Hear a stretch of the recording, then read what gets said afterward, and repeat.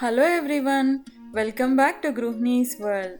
Today I am going to show you how to make tasty goat brain curry, which is not only healthy but also very easy to prepare and literally melts in our mouth. So let's get started.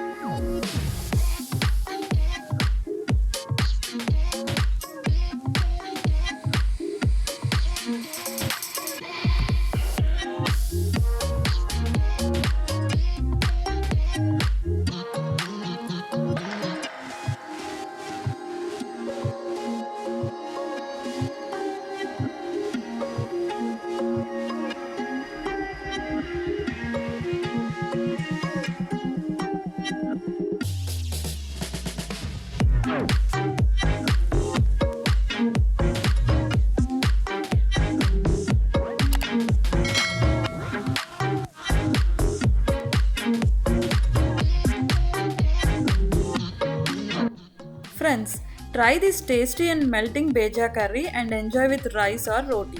Even though it is high in fat, this recipe is definitely not the one to be ignored because this is very healthy and nutritious. So do try this recipe and don't forget to like, subscribe and share it with your family and friends. Thank you.